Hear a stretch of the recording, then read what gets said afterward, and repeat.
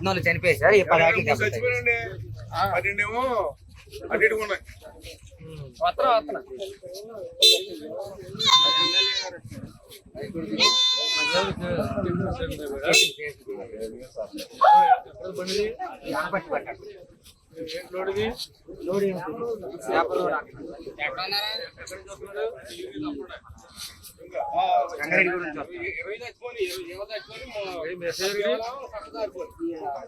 రండి మళ్ళీ వెళ్తారు.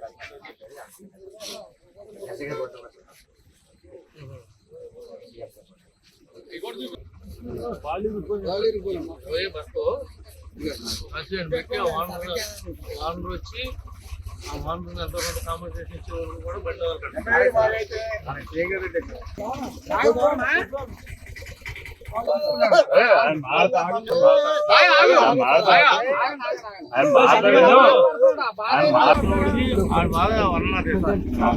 ఏం న్యాయం జరుగుతుంది చూడాలి తప్ప తక్కువ మాట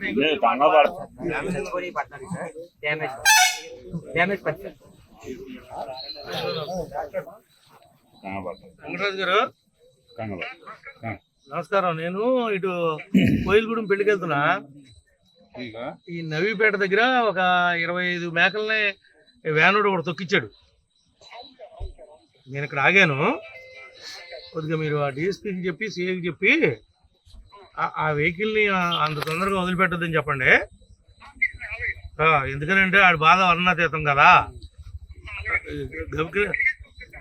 వీడికి డబ్బులు ఇప్పించి పంపిద్దాం. రెండోది ఏంటంటే దీని మీద కేసు కడితే కనుక మన వెటనరీ డాక్టర్ వస్తాడు, పోస్ట్ మార్టం చేస్తాడు. మొత్తం ఇవేవి పనికిరావు. ఒకటి కూడా మొత్తం ఇప్పుడే ఎఫ్ఐఆర్ కట్టమనండి. గవర్నమెంట్ డాక్టర్ని ఇప్పుడు నైటే అరేంజ్ చేసి పోస్ట్ మార్టం చేసామనండి.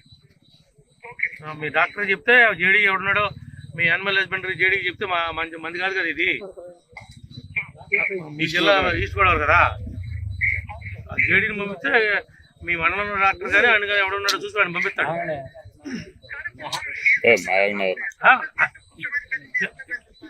నేనండి నాకు తెలిసినంత వరకు వాడు తక్షణ సాయం కింద కొంత అమౌంట్ వాడి దగ్గర తీసుకుంటాం. దీనికి ఏదైతే బండికి ఉన్నటువంటి ఈ ఇన్సూరెన్స్ క్లెయిమ్ ఉందో ప్రతి మ్యాప్కి కూడా అప్లై అవుద్ది. ప్రతి రూపాయి వస్తుంది. ఒక్క రూపాయి కూడా వేస్ట్ అవ్వదు. ఏవైతే ఈ చనిపోయినాయి అని మన డాక్టర్ సర్టిఫికేట్ ఇచ్చాడో ఆ సర్టిఫికేట్ ప్రకారం ప్రతి దానికి కూడా క్లెయిమ్ వస్తుంది. ఇప్పుడు ఆ డ్రైవింగ్ లైసెన్స్ అవన్నీ ఓనర్ పర్ఫెక్ట్గా పెట్టమనండి. డ్రైవింగ్ లైసెన్స్ లేకపోయినా ఇన్సూరెన్స్ పర్ఫెక్ట్గా లేకపోయినా మళ్ళీ రూపాయి కూడా రాదు. అవన్నీ పర్ఫెక్ట్గా కాగితాలు ఉన్నాయో చూసి మీరు కొద్దిగా మానిటరింగ్ చేయండి. అట్లాగే ఉంటా.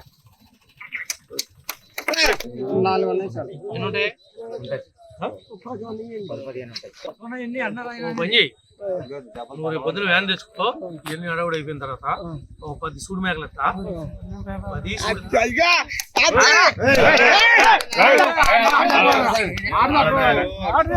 ఈయన తర్వాత పిల్లలను తీసేసుకుని నా తల్లను లగ్గిచ్చేసి 10 సూడి ఇస్తా.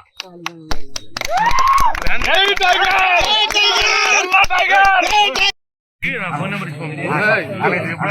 ఎప్పుడు వస్తానంటే ఇప్పుడు 10 మేకలు సూడి